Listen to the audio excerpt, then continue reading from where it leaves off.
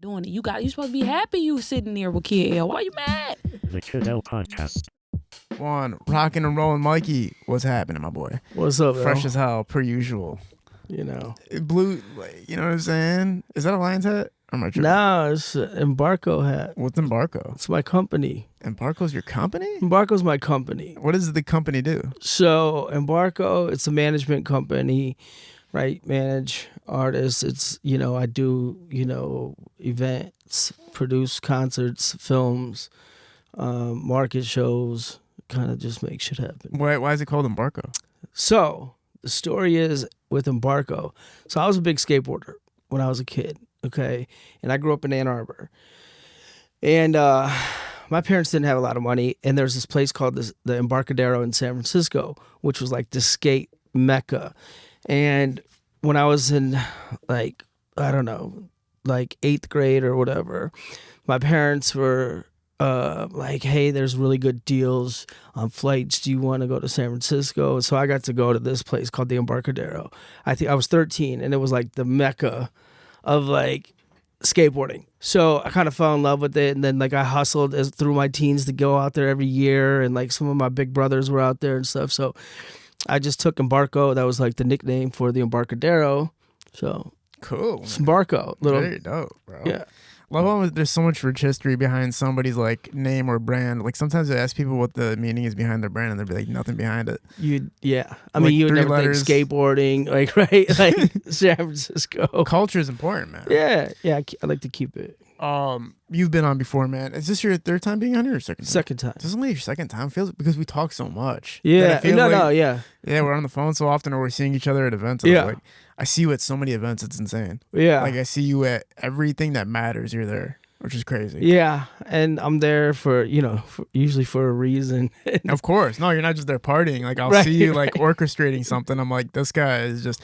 You wouldn't Yeah. even know like how much you have your hands involved in events and festivities in the city. It used to be cool when I was younger in my 20s and stuff. You'd be like, oh man, I did that or blah, blah, blah. Now it's like the less people know what I do, the better for me. I do want to give people kind of like when they think about Mikey, what do they think as far as what you are?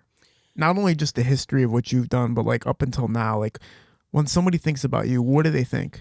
I was thinking about that the other day. Like, so many people have different perspectives of me. Yeah. Like, I was at the London Chop House a couple months ago, and this woman who worked there came up to me. She was like, hey, you're Mikey Eckstein, right? You're a ticket broker, right? I'm like, Ticket broker. sure. Where did that come from?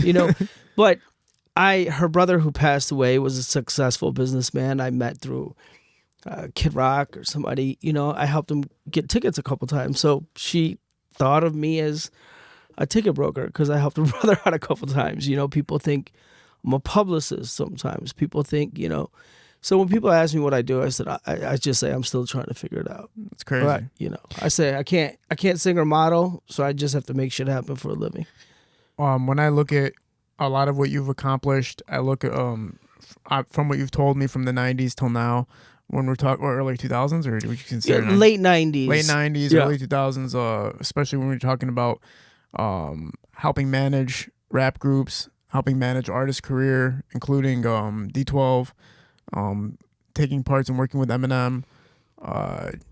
Trick is one of the biggest things that's happening right now that's still very current and very relevant. But you also did like a lot of shows for indie bands, rock bands. Yeah. You help put shows together. You put events together. You work with artists on a consistent basis. Everybody from the local to the mainstream. Yeah. Including Kid Rock and all the way down to now we're talking about you managing Tay Dior. Yeah. You know what I'm saying? So it's crazy to see how you are at the bottom floor and at the top floor at the same time, right? Yeah. Pretty intense. Yeah. I guess, I truly enjoy what I do and love, seeing something, getting a vision, and then making it happen. Yeah. Like that's where, I think I really found my niche is being able to put certain people together and making shit happen and seeing different things and different, things that could work that a lot of people wouldn't, and then putting it into reality. Yes. Like I grew up in Ann Arbor, And I didn't know what the hell I wanted to do. Like, I was a hustler. I mean, I started when I was 9 years old. I had a paper route. And then till I was 14, then got a job. And I started working at the Dyke Party Store downtown Ann Arbor. And then I started hustling, selling weed and shit, and then ultimately, like when I was 15, I was taking introduction to business management classes at Washtenaw Community College while doing homeschool for my last 3 years of college. Then I was friends with a band in high school. They were called Funktelligence. And I remember literally like 2 days after we got out of high school, like when I graduated, I was like, whoa, you guys are actually really good. And Funktelligence was like, imagine if George Clinton and the Roots had a baby, right? It was like a 7-piece funk, hip hop, jazz. So they were like, that's funny you say that because we were talking and wanted to see if you could use some of your older connections because I was always little Mikey and I got along with everybody. And they were like, if you could use some of your connections and book us into some bars and stuff. So I was like, shit, let me try. Took a minute. And then we did, and then like we just made flyers, fluorescent flyers, and we put those bitches all over Ann Arbor.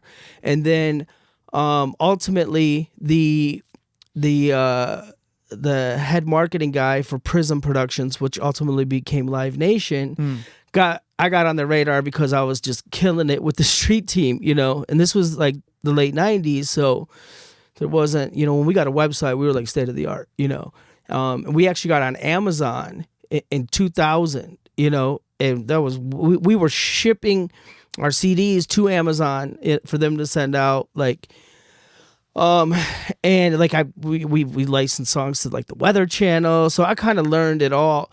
Then we blew up in Ann Arbor, right? So I literally like went to St. Andrews, knocked on the door at like 18 years old, at 19, and was like, hey, can I hand out some flyers or something? And by the way, here's my band. And then the manager kind of took me under his wing, and I started producing shows when I was 20, and it kind of just went from there. Then at 21 or so, I started tour managing D12 and M. Then I started managing Trick, and I've been with Trick for over 24 years now. Oh so my God, it's been it's been insane. Like, even going back to when I started producing shows for the company was called Ritual, which then ultimately got bought out and became Live Nation.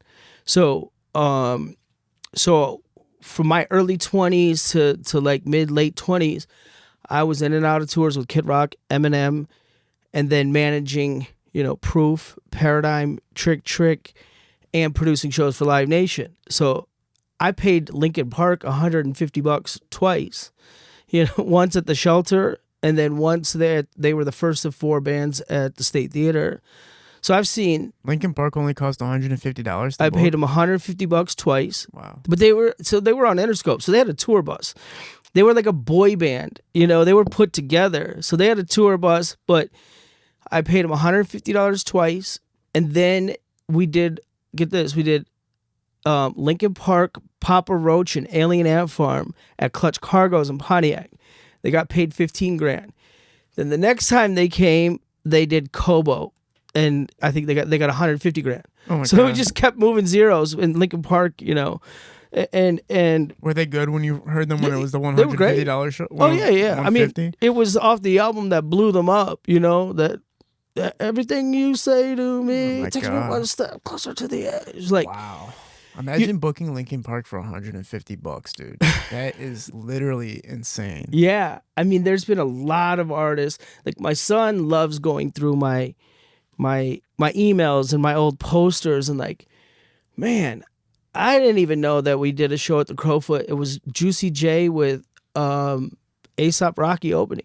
Like, there's so many of those. I remember we did Kendrick Lamar's show with AEG at the Royal Oak Music Theater before he even had an album come out. Wow. I got a picture of me, Prince Fielder, and Kendrick Lamar, so I've seen a lot of, from the very early stages to just huge, Yeah, man, that's incredible. And to know to put these guys together is another thing too. Like, are you the one who has the ears for knowing who to put together, or are you the one who's like, oh, okay, this is what's happening, let me conduct the show?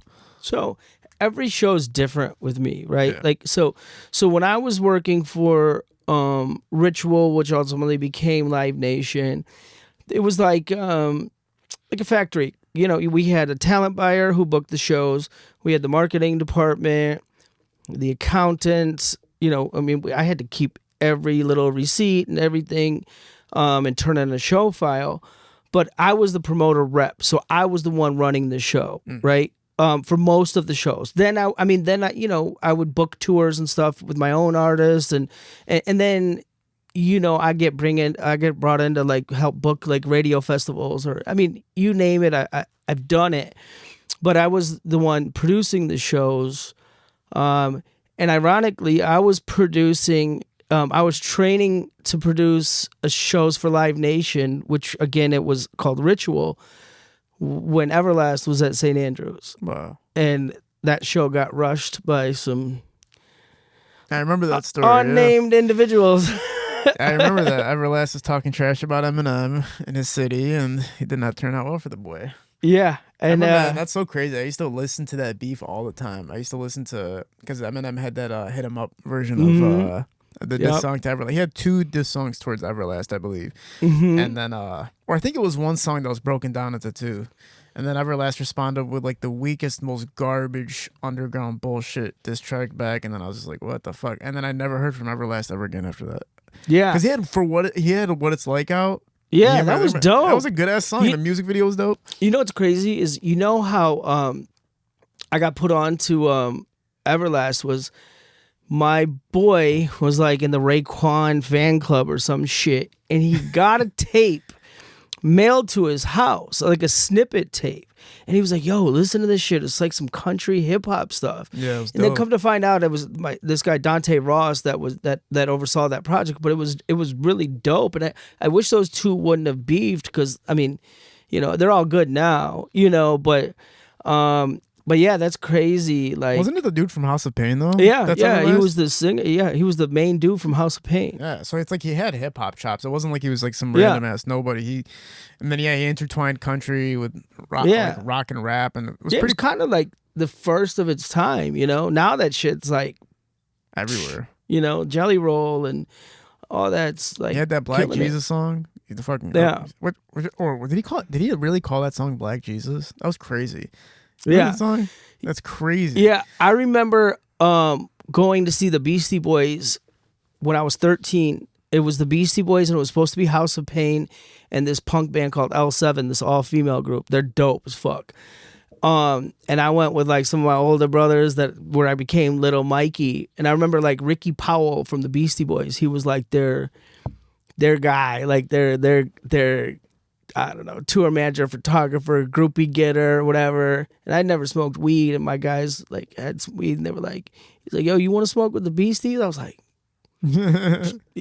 I didn't, but that was cool. But House of Pain got kicked off the tour. Oh my god, because they were wilding out too much. You know, come to find out later on. But that was like 93, like or whatever, 92.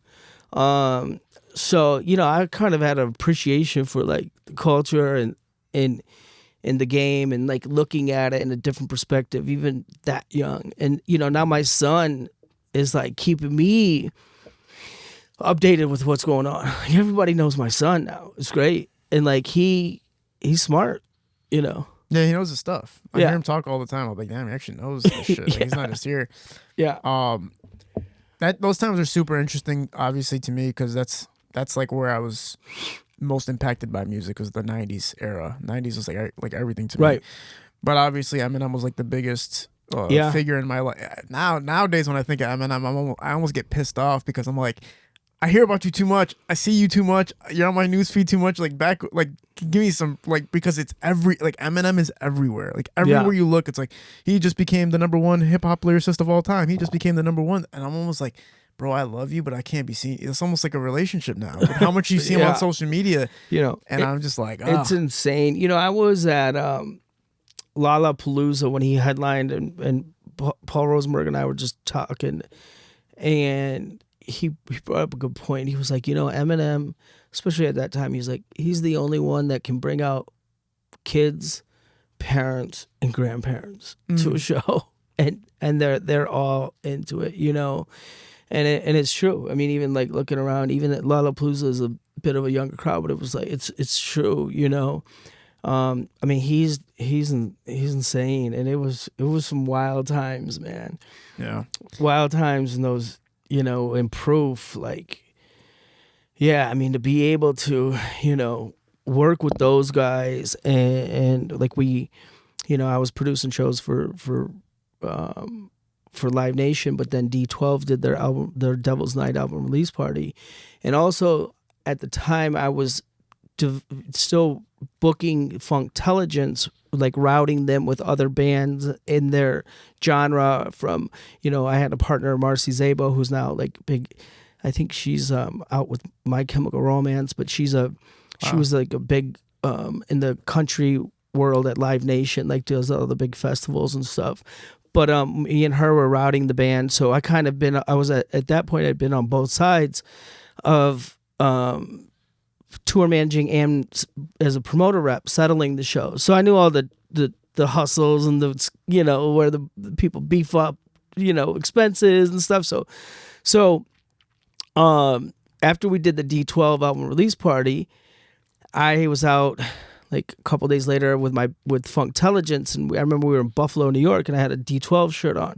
And again, this was before the album came out and stuff. And we were hacky sacky with these kids, and I took my sweatshirt off and had a D12 shirt. These guys were like, "Yo, that's dope, man. Where'd you get that?" And I was like, and I wanted to figure out a way to get on the road with those guys or whatever. So I knew Mark Hicks was a big promotional guy.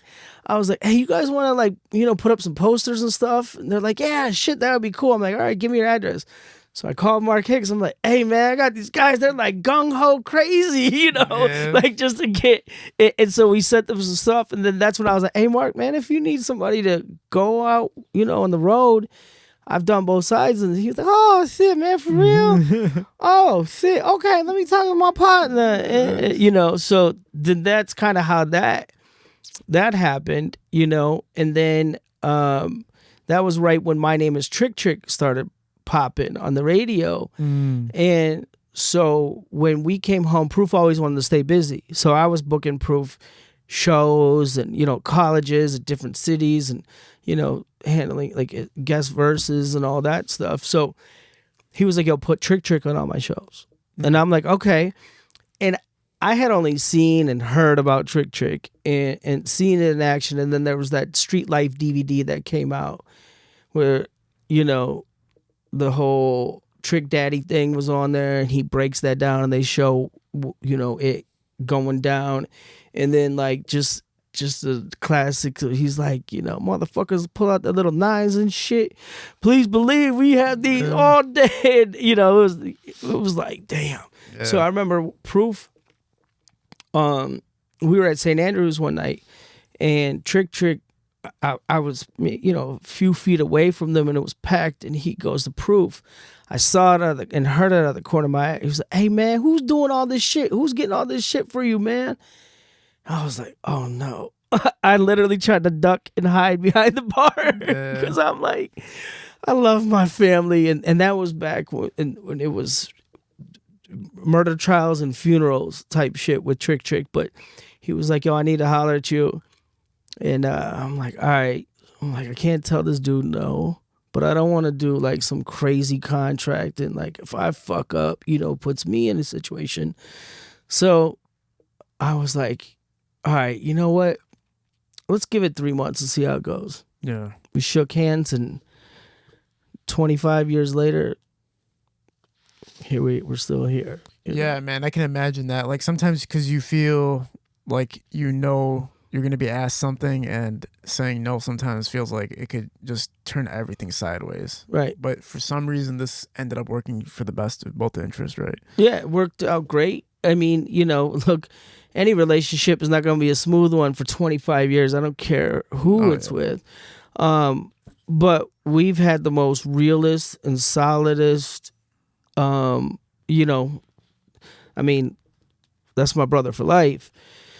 And we've been through it all. I mean, I never say I've seen it all or done it all, because shit happens every day. But like we've been through a lot, obviously, and I mean, being with anybody for 25 years is a long relationship, and we've got a great one, you know? I mean, he, you know, like we got some great stuff going on. The other day, I invited him out to my Thursday events. I do these Thursdays networking things at the St. Regis from 6 to 9 every Thursday. Every Thursday. They're awesome.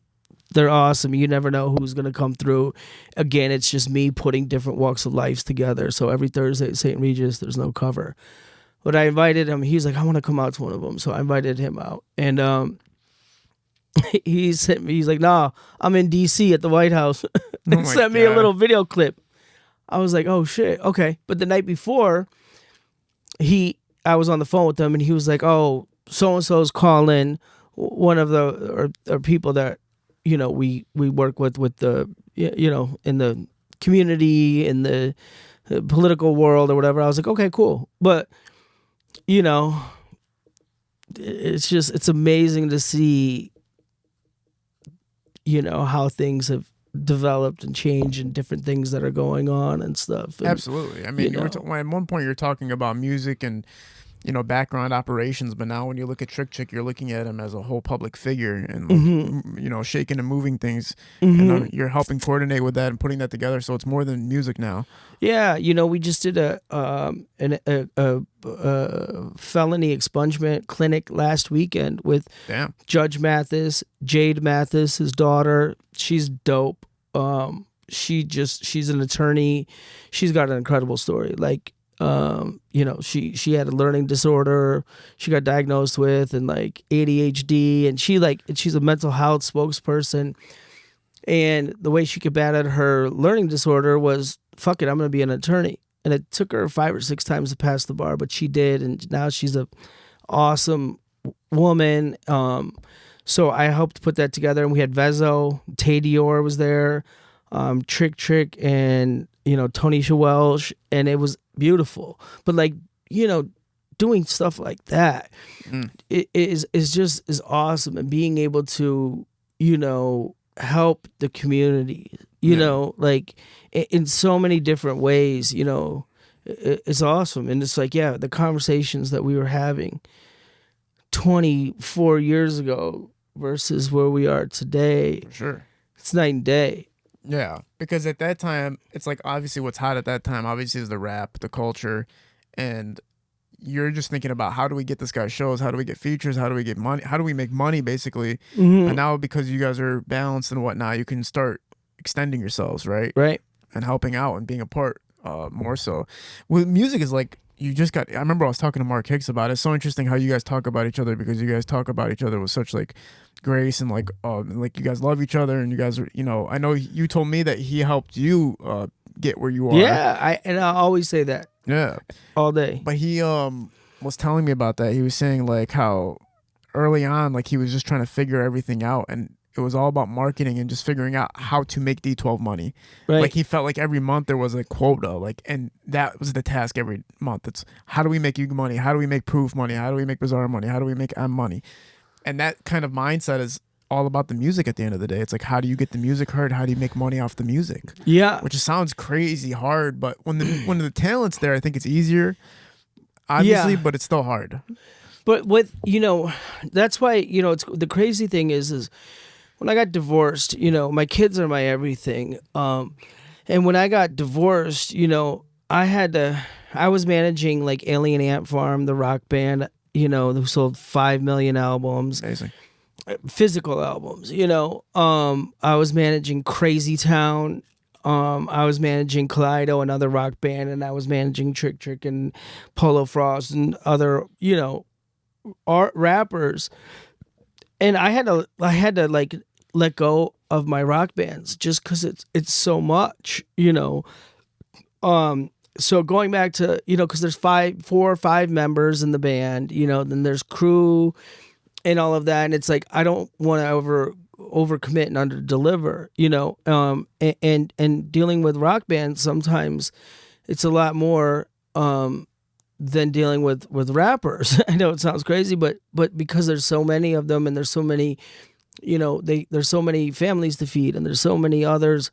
So going back to D12 is a unique situation because there's not many rap groups, let alone with five or six members, right? So, so the hustle is harder because you have 5 or 6 guys that you have to get on the same page, that all have to agree. It's not like me calling, Asada Baby or a Trick or somebody, Polo Frost, Tay Dior, and saying, hey, we've got this thing in Philly next week. This is what it looks like. I got to wait on one answer, right? For groups with multiple members, there's a lot of other moving parts. So, Mark was perfect to balance that, with everybody. With that, he was the glue with the management. And I like to say Proof was the glue to rap. Proof was on one hand in 5 Ella, which was like almost like a subsidiary of like Slum Village and J Dilla. And then he was in the Goon Squad, which was like as Detroit street gangster as it gets. And he was Proof in the middle, but he was the glue to getting everybody together and on the same page. And I think I subconsciously learned a lot, from him. I mean, I definitely learned a lot from him, but with me being that kind of person from growing up in Ann Arbor, which was a very diverse community, I didn't know what race, I didn't know what race was or look at race until, I remember I was in the 2nd grade, but like my friends from kindergarten through 2nd grade, I mean, or for life, but my crew was like a Japanese kid, a Muslim, Arabic kid, mixed kid, black kid, white kid. So that was just with the crew. Yeah. But I remember vividly when I was visiting family in Ohio, because my parents were the only ones that got out of Ohio, and we were driving through, and I remember like in the back seat, I asked my parents in the front, I'm like, hey, Mom, Dad, why was it all black people over there and it's only white people over here? Where's everybody else at? It's kind of like that, son. Where we live is not really like that. So that's when I kind of got my reality. It was like, oh, but I just got along with everybody. Fuck the skin color and the race, but like going even to like, I got along with all the preppy kids and the jocks and stuff. I got along with the freaks that had literally 9-inch nails through their hats and like, and everybody in between, So, but Proof was the same way in the rap community of Detroit. Like, he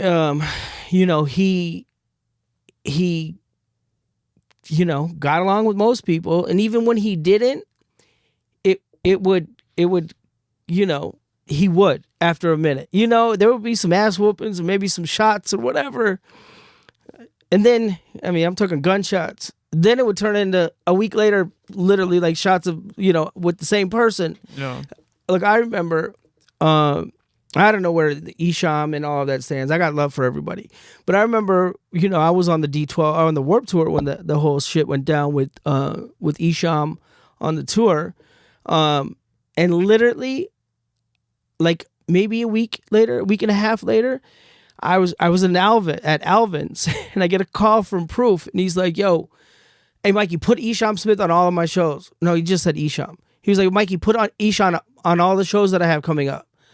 And I was like, well, wait, I had questions. It was click. 2 seconds later, my phone rings. Hey Mikey, what up? It's Isham Smith. I'm like, have you even healed? Like, what? Okay. Yeah. Let me call you back and see what we got coming up. But that was just Proof. Like, just, we got into it a couple times. We got into fist fights with each other. We got into it one time when we were in London. I'll tell you a crazy story. So we were in London. So we were in Paris on 9/11. Okay. Yeah. And then we had been gone for 5 weeks or more. We had left Detroit. We went to New York for a bit, and we did press and radio, and we shot the Fight music video. Then we went overseas and we did shows with Marshall, like a lot of the big Reading festivals, Leeds festivals, a lot of those festivals. Then we stayed a few weeks longer to promote Devil's Night. We did clubs and theaters, and we were in Paris on 9/11, and then I had to wake the guys up on the tour bus and be like, yo, dude. And it sucked because the French people don't like us anyway. So we pull up to MTV to go do TV and radio because it was in the same building. And we're just seeing what's going on, and everything's in French. And we're like, yo, no. we hold on. And they're like, no, you need to do this. You need to do this. And like, so it was crazy. We had one show the next day in London, and that was supposed to be it, right? Our flight was on the morning of the 13th. Well, and Marshall and M left early to start pre-production on 8 Mile. So we didn't have the power of M. I don't know if that would have helped or not, but no flights were leaving for days and days, right? Everything was shut down. So we were stuck in London. I'm with D12. We've already been gone for so long, like tensions is boiling, you know. Of course. So we go bowling, right? It's like, how do we keep everybody fucking happy? You know, like we went to the movies, went shopping, like, damn, what can we do for all these days? So we went bowling, and then we always had to have multiple vehicles because there were so many of us. So we left, and somehow one of the members got left behind. And security blamed it on me, and then Proof was like, motherfucker, you security, secure the group, you know, whatever. You guys are fired or whatever. But we're going out tonight. So we went to this club, and it was me and a few of the guys, one other management, and Proof was Dirty Harry, turned into Dirty Harry real quick. He said, yo, can you go watch one of the other members because he was with the girl or whatever, you know, make sure he's good. And I'm like, why would I need to let him do his thing or whatever. So I go over there, and he's like, I'm good. You know, so I go back to the bar, and Proof's doing shots with everybody. And so he goes, where's so-and-so? And I go, he's out the door to the left. And he just looks to his left and then doesn't see him, you know, and swings on me. Oh, my God. And I'm like, what? And he swings again. I start swinging on him. We're bop, bop, bop.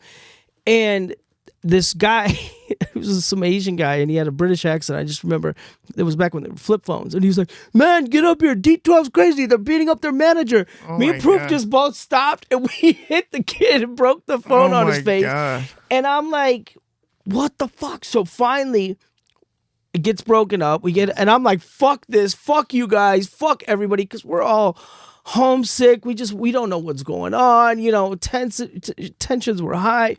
So I had that moment. I'm like, man, fuck this shit. And then 5 minutes later, there's Proof, and there's all the security, and we were on the second level. And Proof was freakishly strong too, so he's holding on to the rail for dear life. And there's like 5 big ass security. They can't pry him apart to kick him out for whatever he did. And I think he stole some cologne or something in the bathroom. But knowing him, he probably left like 200 pounds or something, dollars. And I don't know what it was. But now I'm like, oh, great. Now I got to go fight on his behalf. Awesome. So it's a whole ordeal. And all I do remember is me and Proof are getting like mopped up. Like, we're getting dragged out because I'm like swinging on these big security. Like, oh my you know, God. we didn't have security with us either. And of course, there's Proof to start some shit. So we're like, I just remember looking over because I'm getting like dragged out, and there's Proof. They're just, you know, like dragging him across the floor like a mop. So we get outside. I get everybody into cabs, and then finally got Proof into a cab, and I was like, sweet. I'm getting my own cab. And he's like, fuck that. You're coming with me. You're coming in my cab. And he's just going off. So, Jesus Christ, man. So the next morning, he sent me a gift. I got a knock. Trying to make it up to you? I got a knock at the door, and it was some blonde woman. Oh, my God. She goes, are you Mikey? I said, yeah. She's like, I'm here for you. Your friend told me to come for you. And I was like, Oh my God. Was it the one next door? And she's like, I think so. And I'm like, oh my God. Yeah. So, but then when we get back to here's the other crazy part about this story. So when we finally get a flight out, right? We finally get to leave Heathrow. We're on Virgin Atlantic. And that was when they first we were first class too. So it's like me and like 10, black dudes from Detroit in first class with like sideways hats and sweatpants and shit, Crazy. So, so that was when they first had like the GPS kind of showing where you're going, right? So I start noticing that we're like going really north when we were supposed to land at JFK in New York. And I'm like, what the hell? This doesn't seem right. So I just hit the call button just to gauge the temperature of the stewardess, and she was like freak out mode. She was like, I'm sorry, I can't do anything. We're in Canadian Air right now. There's no food. I'm like, all right, something's not right. So literally a few minutes later, the pilot came on the PA and very calmly said, ladies and gentlemen, there's been a threat to our company. And just for precautionary measures, we're going to have 4 F-16s land us at a military base in Newfoundland. Oh my God. Like, okay, this is not no regular threat to the company type of shit. So I do remember our security guard, Dolo, who was a trip. That's my brother for life. But he was in the first seat of first class, and we were on the second level. Like this plane, it was a 2-story plane.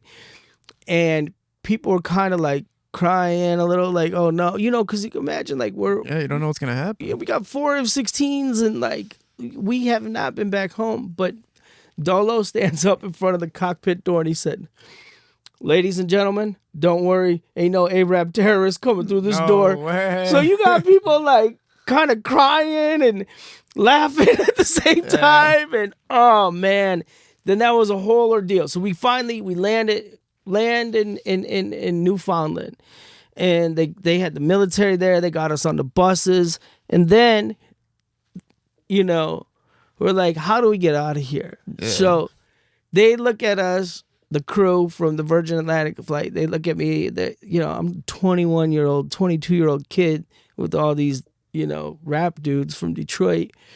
They're like, well, the only way you can get out of here is if you get a private plane. All right, cool. So they had landlines set up for us. So we called Interscope, like, hey, man, we sold how many? 2 million albums this month? We need a plane.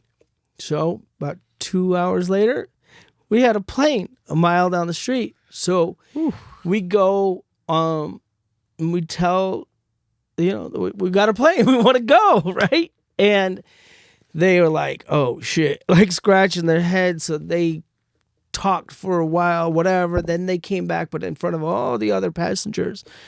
We're like, all right, here's the deal. If you opt to take your plane, we're going to have to fly in dogs. So it's going to have to match up bags. Like it's going to take 6 to 8 hours or whatever.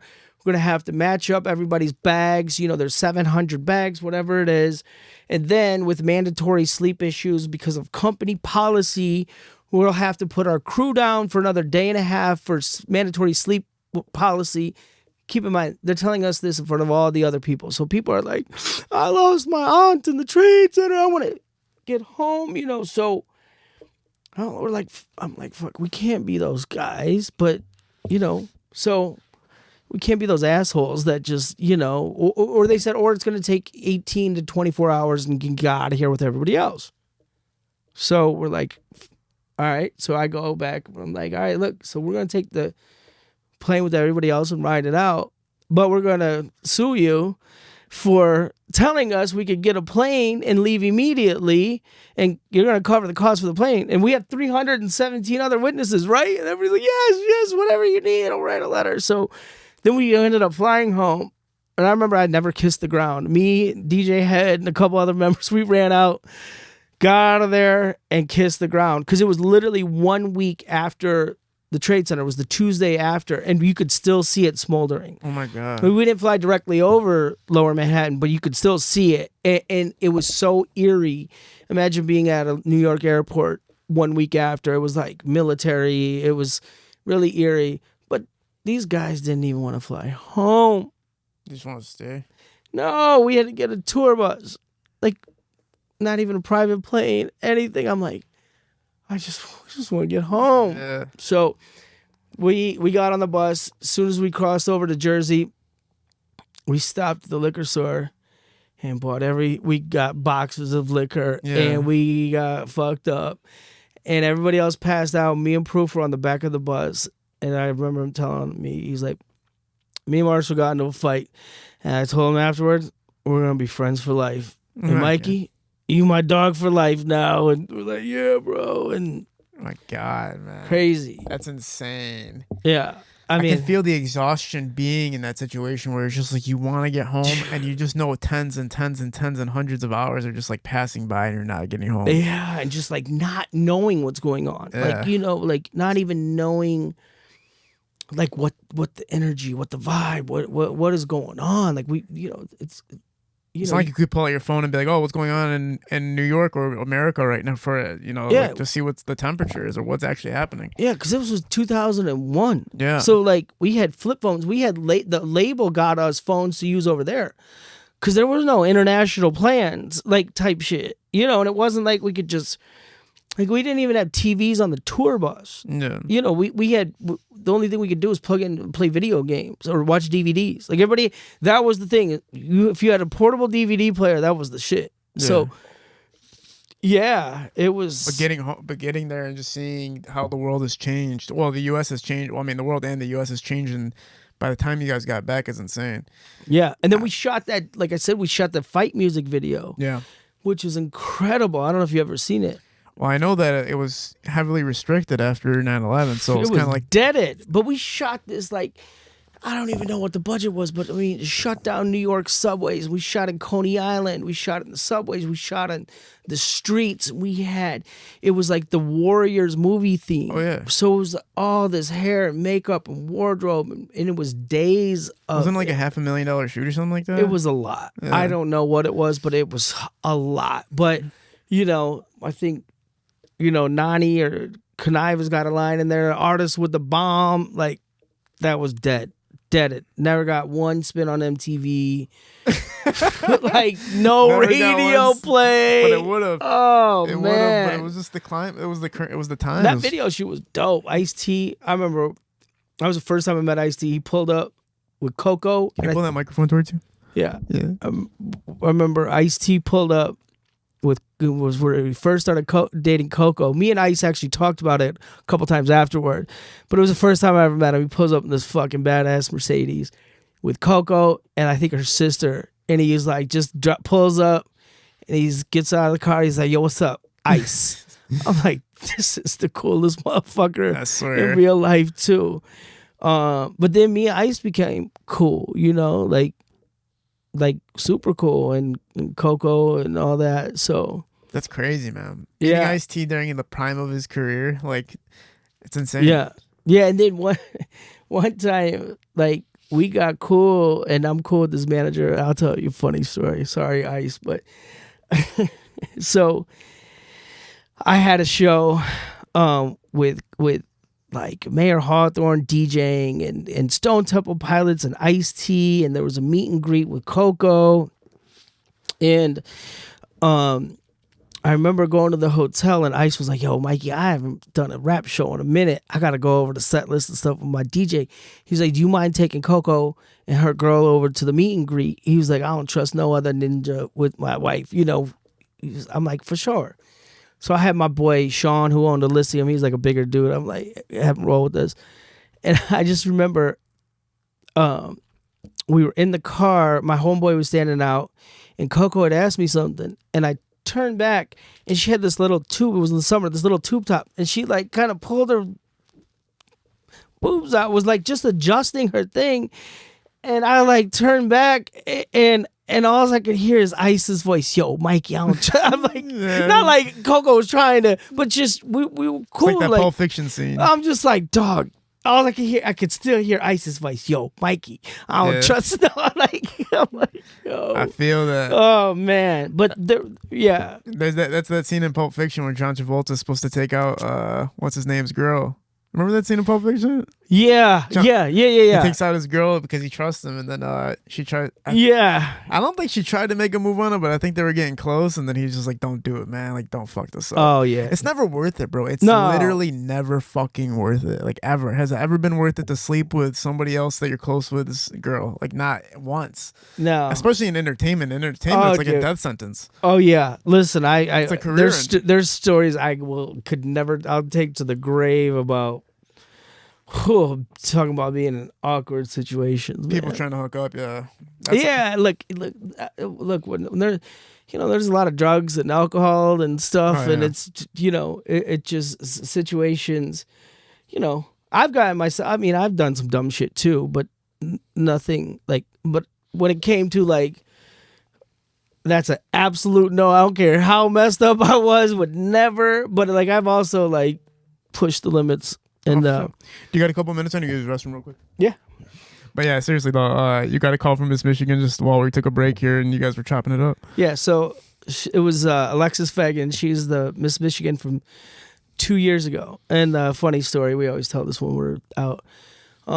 She's like little sister now, but when I met her, she had just became Miss Michigan like maybe 2 weeks prior to when I met her. We were doing one of the Mary Sheffield's Occupy the Corner events. And it started to sprinkle a little bit. So Mary and I, we went under this tent, and it was where they were giving away free shoes. But you had to get a ticket to get the shoes, right? So it wasn't a free-for-all. And there's Miss Michigan, like tall, beautiful, in her like crown and her banner, and she clearly was with her mom. And I go to Mary, I was like, damn, Miss Michigan's trying to get some free shoes. She's like, you stupid Mikey, see what she wants. And I go, hey, did you want to meet Madam President? Or, she's like, yeah, And then it got real. She was like, talking about her father passing away from gun violence and how Mary's a big activist and stuff. I was like, okay. I was like, well, this is the free shoe line. She was like, oh my God, So I introduced them and it was all good. So then it was like a basketball charity event. It was like Team Sheffield versus Team Skilla Baby or whatever. Yeah, I remember that. So I'm standing here talking to her, and she's like, yeah, they don't give us a ton of direction, but I want to do something with like U of M Hospital. I'm like, I could probably help you with that. She's like, I want to do something like the Red Wings, and like I could probably help you with that. I'm like, dude, I don't want to sound like this fucking creepy old dude, like. I could help you, girl. But you can, though. That's the crazy part. Yeah, I know I can, and I did, but like I really wanted to like not be like, hey, girl, And then like, she just called me because she's helping me with something else, but like she became little sister, and amazing. She's awesome. There's so much talent in Michigan. It's insane. Like every corner from hip hop to Southwest, there's Latino cultures really propagating right now. The event space is getting crazy because there's new hands involved in it, and people are like crowd freak and Curtis Lamar and what they're doing out there. But everybody's really doing things that benefit the culture, the community, and also makes themselves obviously financially well, but also the people around them that are a part of the organizations. Do you know where Curtis got the idea of Crowd Freak and doing festivals and shows? It has to be you. From Embarco. Amazing. And we did this festival called Okaloosa with Adam Blesnick. And maybe 2012, it was like Girl Talk and Bone Thugs and Harmony and Bizarre from D12 and Royce the 5'9", total crazy mix. And years later, when I started to see Crowd Freak's name, and he had always, liked Embarco, and indirectly we worked on some shows. Like I did a Juice WRLD show, Little Baby show, and they got like people to open up and stuff for that. Wow. And when we finally met, he was like, yo, you're Embarco? Like, yo. When I was a kid, I went to the Okaloosa Festival, and that was what made me want to wow. Get down that. So like those are. What was it like doing a Juice WRLD show? It was awesome. Like, I mean, I'll tell you what, it was one of those that really surprised me. Okay, I mean, look, he such a young guy and blew up quick. But we did Juice WRLD at the Eastern Michigan Convocation Center, and it was in January of 2018. Right, and January shows, I've actually learned, I mean, it's a good time to do shows because there's nothing else going on. Right. And people aren't touring because of weather and all that. But I'll tell you what, that place was slapping. It was packed. I think we sold it out. It was at the Eastern Michigan Convocation Center. I had I got to have some creative control. So I had Nisha Nashe open up. I had Polo Frost open. And they're both from Ypsi where the Convocation Center was. It was awesome. And Juice WRLD was great. Him and his girlfriend was with them. And they were really chill to work with. And I mean, not too long after that, he passed away. Terrible. And then, we did Little Baby right after that, right?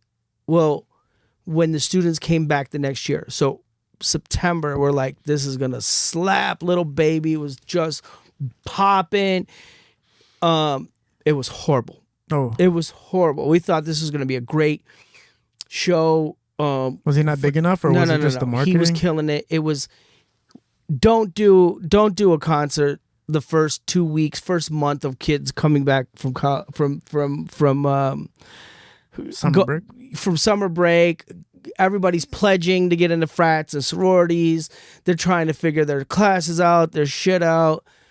The last thing they were worrying about is getting, a concert ticket. I think we did 1,000 people. Wow. And I think the next time he came back, he did Little Caesars. But it was just, you still live and learn, no matter how long. When you guys are deliberating an event, let's say you're putting a show together, how much time is actually spent inside of an office versus phone calls?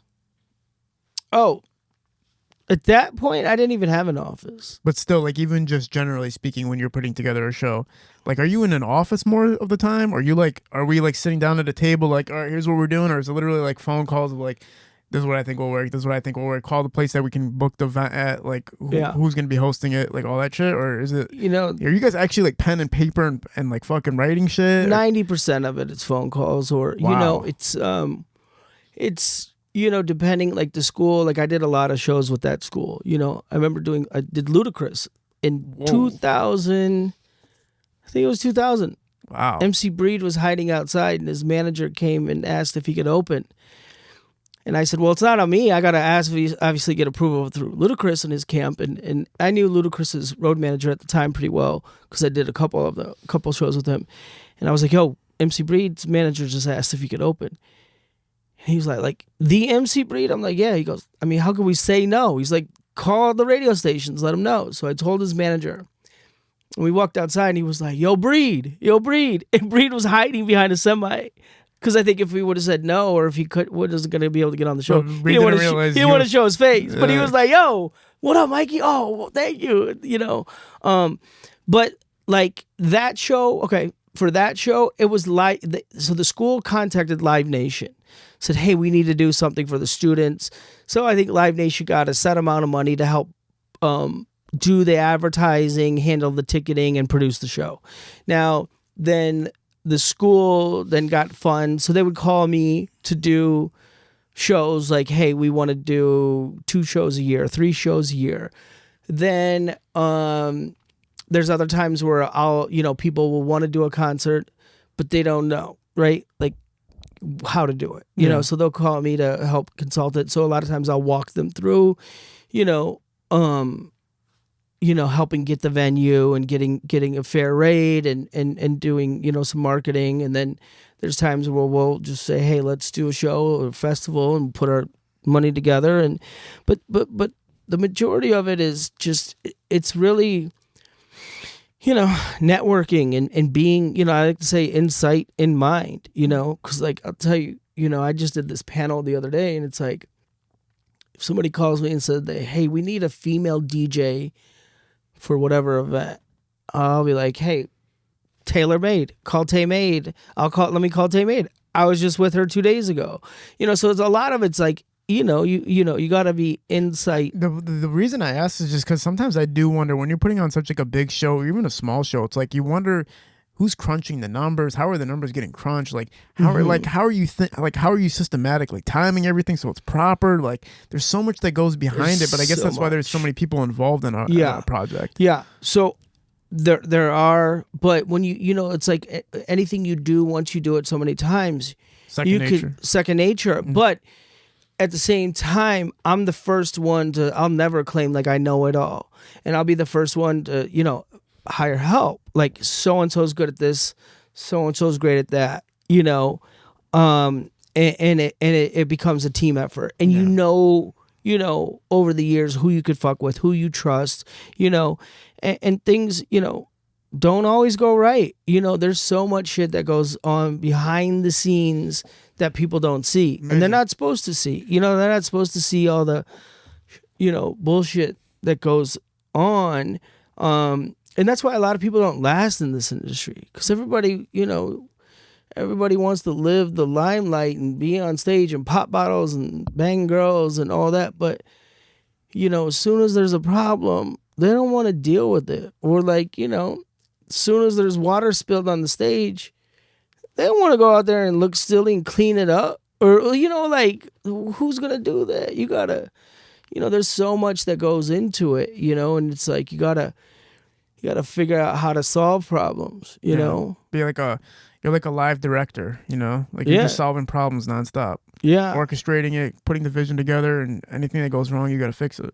Yeah, I mean anything, and even the lady Marcy Zabo that I started managing the Funkelligence with, and we came into Live Nation at the same time, but she's stayed with it. I mean, are they still like if I type them in right now, are they still going crazy? Funkelligence? Yeah. No, but they're all doing their own thing, like Mayor Hawthorne. Let me see the YouTube views real quick. Hold Oh on. no, I keep trying to get them to put stuff out. It's FUNK Okay. TELLIGENCE. Okay. Yeah, they're still around, man. It's not like it's not buried or anything like that. Dude, It's they're not so buried. dope. They're still out here. We thought we knew it all, man. We had labels calling. We had produced. We're like, we don't need a fucking label. We're gonna be Dave Matthews Band. We don't need a producer, man. What? Man, that's crazy. Crazy, but they're But, all doing great. But you know what's crazy about that whole? I mean, obviously, Dave Matthews Band is probably one of the biggest top 15, 10 bands in the world right now. Incredible. But when I was listening, I think Under the Table and Dreaming came out in '93. What's that, Dave Matthews? Yeah, that's one of their first. I don't know shit. Dude, but I go to all their concerts. It's literally out, man. Sometimes it feels like there's 30,000, 40,000 people in the crowd, and that's just a lot of my cousins. Yeah, and that's the thing. The crowd is pretty. You know who you're gonna see when you go there. But I mean, I cannot believe how big they are. Like their drummer has a net worth of $150 million.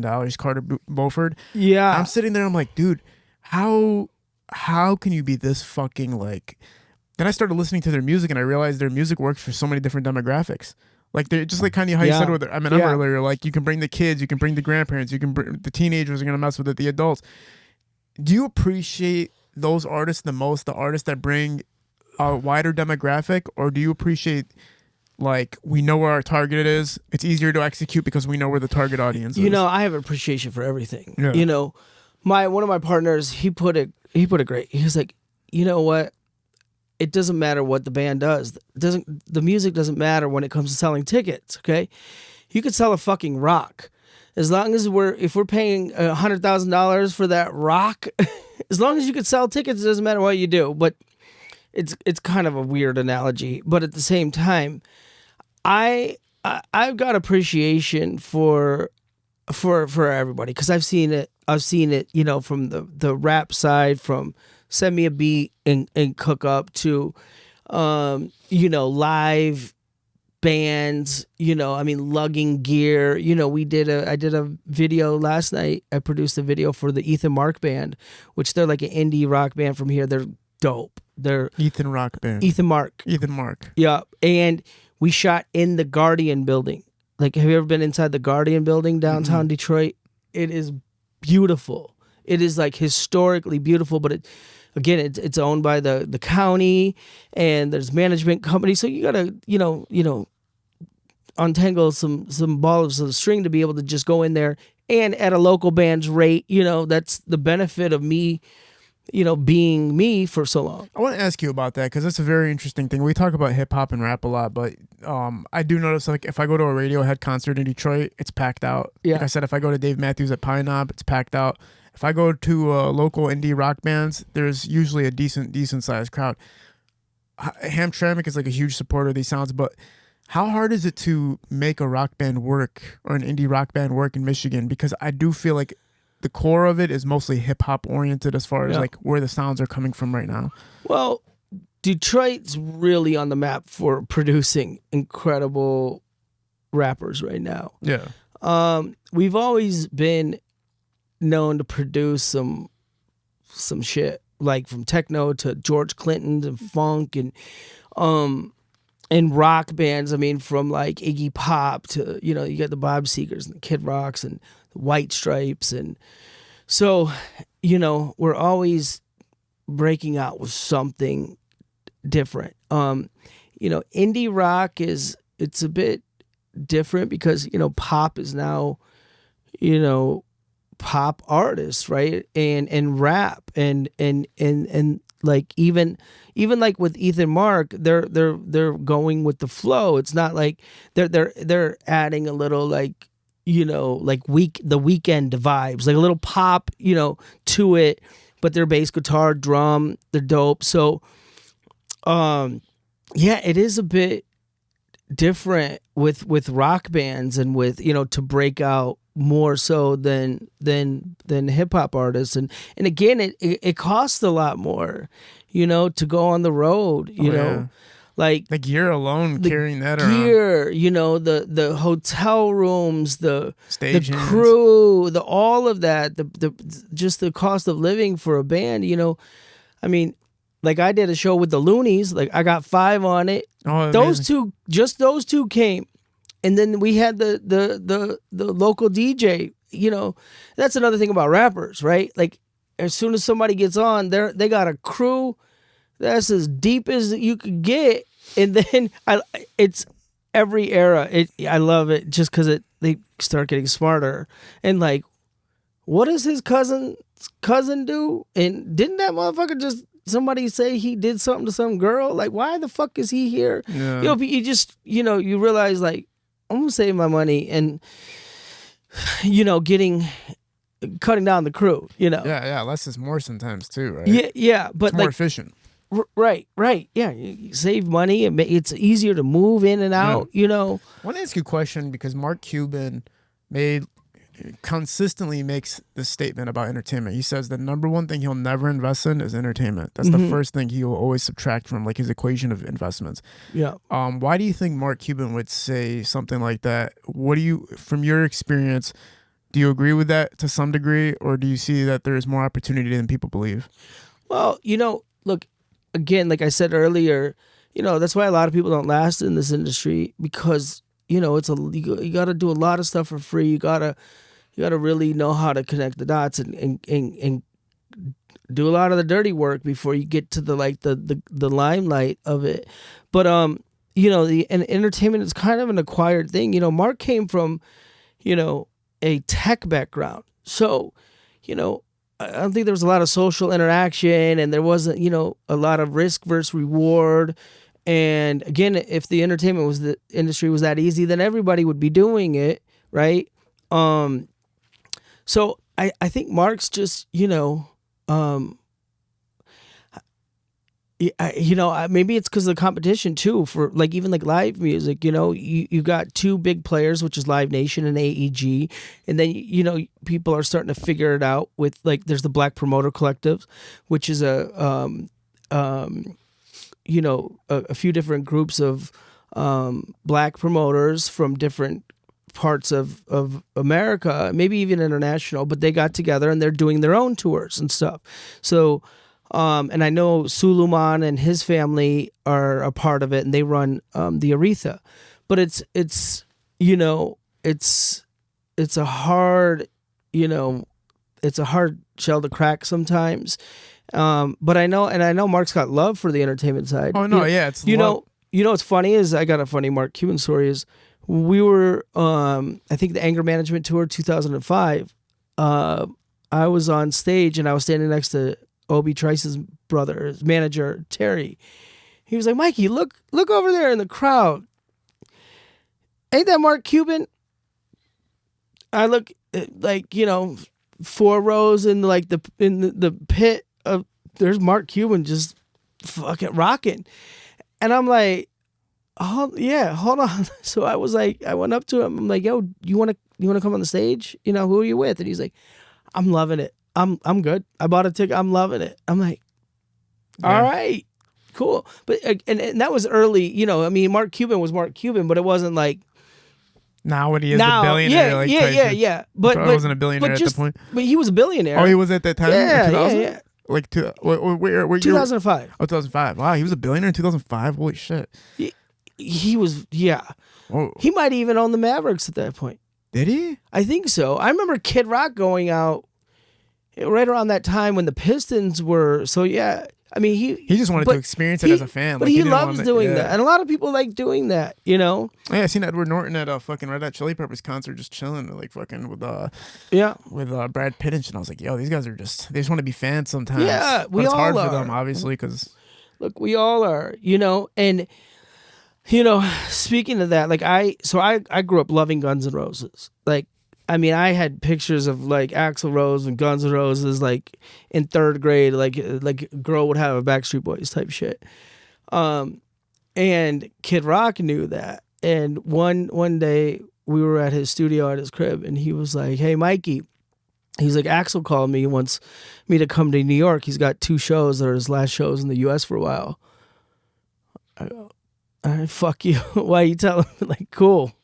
He's like, I got a seat on the jet. I know how much you love Axl Rose and shit. I'm like, for real? He's like, stay at my house Tuesday night, wheels up, you know, 8:30 Wednesday or whatever it was.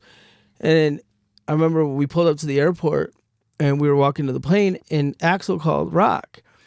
He was like, hey man, I'm excited you're coming out. Do you want to do Night Train with me tonight? It's a big Guns N' Roses song. And Rock was like, fuck yeah. Can we sound check? Like, he's like, yeah. So we get on the plane, and like, here's Kid Rock on his private plane. He's like, bro, I fucking rocked with Hank Jr., with Run DMC, with Aerosmith, with this fucking Axl Rose. So seeing him get excited was awesome. Now fast forward to like, we're hanging with Axl. Like, this was a crazy trip. So we go to the show. Axl does his thing, and I remember, or Kid Rock rocks with Axl, and I remember I'm like doing air guitar, my one shoulders. I'm with Jimmy Fallon on my right and Sebastian Bach on my left from Skid Row. Like Sebastian Bach, I grew up loving Skid Row, so I was like, this is fucking awesome. This is cool, you know. So later that night, we went to a club in Manhattan, like, bottles, popping club. So we get there first, Kid Rock and me and, a couple of our crew. And then Axl shows up. This motherfucker comes in with a black leather trench coat and a lightsaber, like swinging and like, okay. So it was the dick swinging contest. So Axl kept sending his people over, like, yo, come over here. Rock's like, tell Axl to come over here. I go to Rock, I'm like, bro, it's fucking Axl Rose. Let's go over there. So we went and hung out with Axl, I think till 8 o'clock in the morning that night. Wow. Wow. Oh, and then Axl's like, yo, I'm doing an acoustic set tomorrow. I haven't done an acoustic show in 15 years. He was like, it's this beautiful actress. Her name's Rosario Dawson. You guys want to come? And I'm like, I'm just here for the ride. He was like, yeah. So we go to this party again, and this was dope because this was like a private party, and it was at a club, but it was, the who's who. It was Rosario Dawson's, I think it was 30 or whatever it was. So we pull up, and right in front of us gets out of the limo. In front of us is Tommy Hilfiger and Andy Hilfiger, his brother. Well, Andy Hilfiger used to play bass for Kid Rock for like a tour or two. Whoa. So I'm like, they're like, yo, what up? I'm like, this is kind of dope. We're going into Rosario Dawson's birthday party with Tommy Hilfiger and his brother. Dope, Now we get in, and we're like in this like VIP section, like clubs, everybody standing on the booth type shit. So the girl that Tommy Hilfiger was with, she went to the bathroom. When she came back, Axel grabbed her glass of champagne in his other hand to help her up.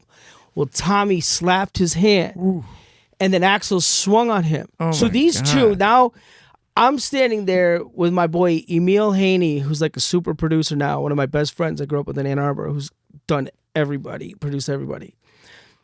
We're standing there going, what the fuck? Is this actually happening? So here's Tommy Hilfiger and Axel. Then, the security get in the middle of them, right? And then Axel, that's when he had his braids and was like crazy. So here's Axel with the bottle of Cristal in this hand and his fist cocked back, like eyes like, And then on the other side of these big ass security guards, here's Tommy Hilfiger doing like these kung fu chops. I'm like, what the fuck is going on, bro? That's unreal. And you can Google it. It was on so this was like probably 06 or whatever. So it was before Wow, man. iPhones and I remember Axel had this like Brazilian chick. She was like an assistant. She was trying to jump in front of people that were trying to take pictures from like Blackberries and stuff. But it was like, what the fuck? So then when one of Axel's guys, big black dude, I think it was his tour accountant, but he grabbed Tommy Hilfiger, put him over his shoulder, and like threw him out the front door. No way. I was like, yo, No. that's like throwing Mayor Bloomberg out. Like, what the fuck? Is it because Axel has more like? Well, it was just Axel's guy just came and handled the situation, But it was so surreal. And Just to see two mega stars just acting like. Yeah, but going back to why I started talking about that. So I'm excited to go with Rock to these Guns shows. And this was before Guns really got back together. It was when Axl was touring with like Buckethead and whatever, before they really got back together. But so now I'm here with we're hanging out with Axl Rose and Kid Rock and I don't know who else was there, but now I remember Axl telling me how big of a fan he is of Ice-T. And that's when I first got cool with Ice-T. And Axl was telling us how Ice came up to one of his shows in the 80s or late 80s, was like, yo man, I'm such a fucking fan. I love what you're doing. And Axl was like, yo man, I couldn't believe Ice-T was telling me this. So just seeing we're all fans at the end of the day. Seeing Rock get excited about Axl Rose. Seeing Axl Rose getting excited about Ice-T. Ice-T, and I became cool. Again, at the end of the day, we're all fans in this. And there's really cool moments, wow, that was pretty incredible to be a part of. No, it's insane, man. That's insane. This is the top caliber guys you're talking about, and it almost sounds like the rap scene a little bit with how chaotic it can get. It seems feels like the underground local rap scene where you could just get in a fight on a random Saturday night out of nowhere. Oh man. But it just shows you egos and tempers and personalities are still highly involved at any level of success, right? Yeah. It doesn't change that much. I remember, Proof and Kid Rock getting into it. Really? And I had to get in the middle of them at Hockey Town and some drunk shit. I mean, yeah, and I mean, there's a lot of stuff I can't talk about, but Man.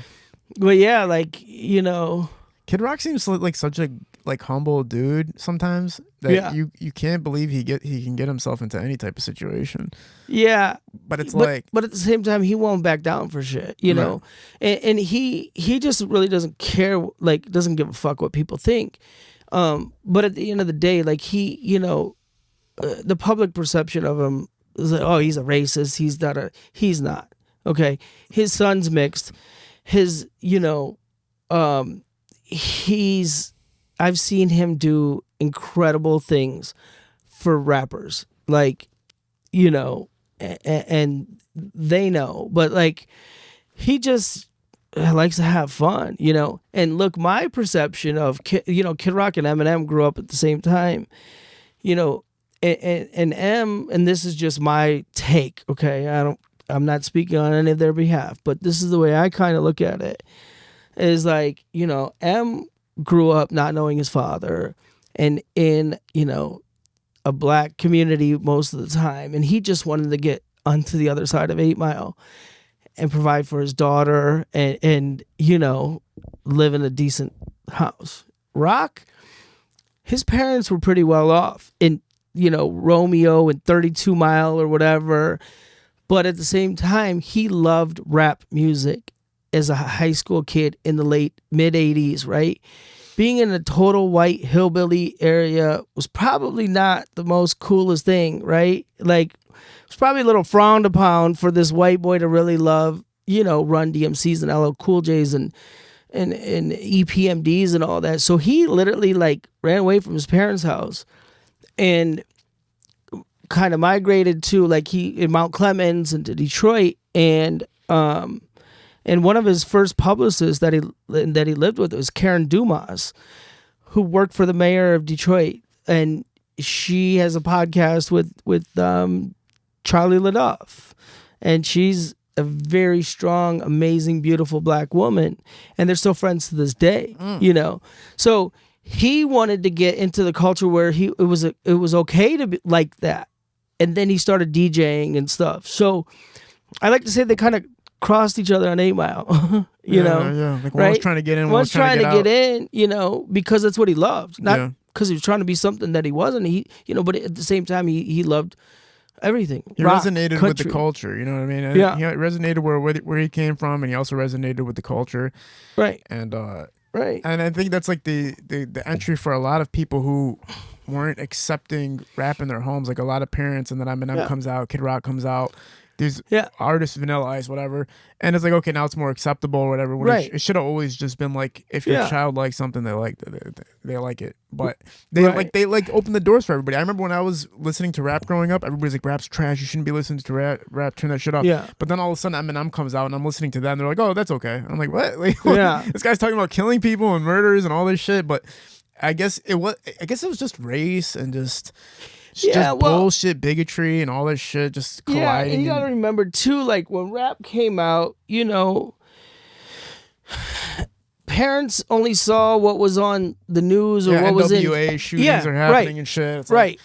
That was the only thing that got the attention of mainstream media for parents to see. So you only hear about the negative stuff. And now it's just a part of life. I remember when I was going through a divorce and my daughter was getting out of 3rd grade, and she my ex-wife used to, anything I did was, ew, why would you do that? Why? But it was when Straight Outta Compton came out, and I got her a shirt that said Straight Outta 3rd grade, and my ex-wife goes, oh, that's real great, your daughter out of Catholic school, and then my daughter is like, or she was like, oh, that's great, an NWA reference. And my daughter's like, what is NWA? And so, but then listen, so the next day we go to a soccer game at another Catholic school. Guess what the theme was? Straight out of St. Augustine or whatever. That school was using that. It's just a part of. It's kind of funny if you have to break down what the acronym means to the kids. Oh yeah, it's like you can't say the first word and then you can say the second or the third word, and I guess and then the lyrics of it obviously and all these things. It's like it's 3rd grade is crazy though. To be introduced to NWA. Yeah. Well, do you know that rapper Cupcake? No. Okay. So where is he from? No, it's a she. Oh. So she's kind of like the original Sexy Red, right? My kids would play that thinking they were shocking dad, right? She's got a song called Deep Throat and Lick, Lick, Lick. So my kids would play this. I'm like, you guys really don't know who your dad is, because they were a lot younger, Yeah. And then I ended up booking. I just did a show with Cupcake, with Ashwin Gann. Actually, he did it. He was supposed to be on the show. He presented the show, but that was the same day he did the SoFi Stadium, the home opener.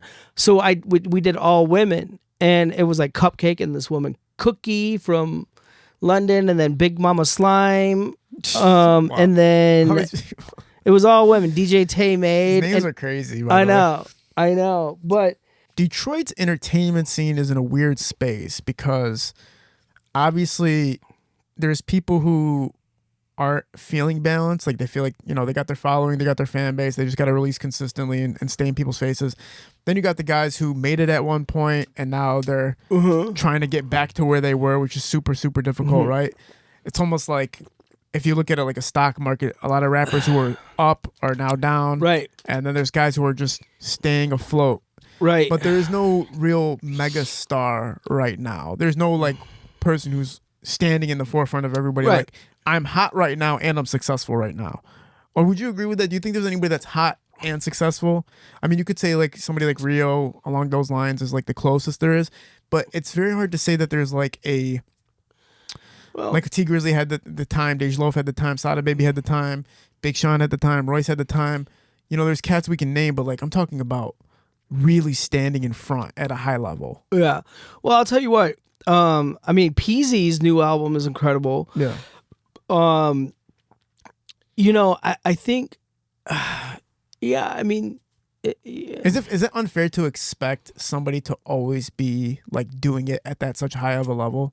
no, because you can't predict what's gonna happen, right? Mm-hmm. Like, you know, you can't predict what song is gonna catch and what artist is gonna blow up for whatever reason. You know, there's a lot of people that, you know, have. I mean, I think, you know, Skilla Baby is gonna be massive. Babyface E. True. I mean, you know, and Vezo and Peasy and Payroll, these guys are still very consistent and have the attention of the LeBrons and the biggest people in the world. You know, Jeezy still paying respect to Payrolls and all those guys. And it's still, everybody's still leveling up, you know? So there's no really way to gauge what's gonna go to the next level or what, you know.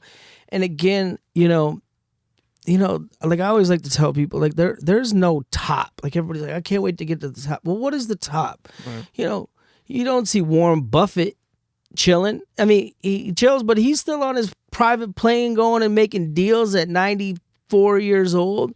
Jay-Z's still working. Beyonce's still working. Like, you know, it's always, so you never know what is gonna be that one thing that's gonna go crazy. I think from the underground scene, I think the biggest mistake people make is that they get a hot moment and they think that hot moment's gonna last forever. That's the biggest thing I noticed. And then they kind of try to ride that wave out, and then they don't really realize that they have to reinitiate their next wave. It's more so that they don't realize the wave is ending, and then it's like once you're at the bottom again, you realize like, oh shit, now I gotta do another thing. But you should have done that while you were fuming out. Yeah. Right. Well, it's like the cliche of sports players thinking that these checks come all the time. Right. And you know, again, with artists cutting down their entourage to no matter what level you're at, you know. I mean, T.I. pulled up to a show by him, you know, drove to the show in Detroit by himself, you know. Singularly? Yeah, like one person with him at least?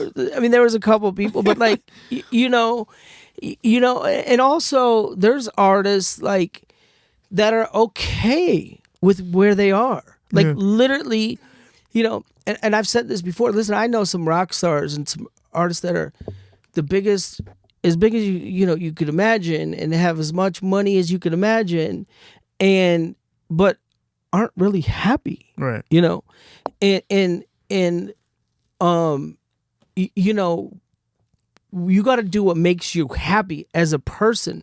You know, you got to, you know, there's the money grabs. You got to like, cool, that's a money grab, or you know, you got to grind it out. But you know, when people get to a point where, you know, they're making royalty money, they don't have to tour all the time, you know, because a lot of people don't like doing shows. Like some of the biggest names, you know. Yeah. But you also, you know, if you're comfortable in life, you don't need to go put out an album every year, and you don't need to tour. If you're okay with where you are, that's a personal thing. So, you know, a lot of like people say, oh, so and so fell off, or so and so. No, that person's just comfortable and happy with life. They're not looking for that next one that blew them up. They're not, you know, not everybody's trying to be a Chris Brown or Beyonce level, you know.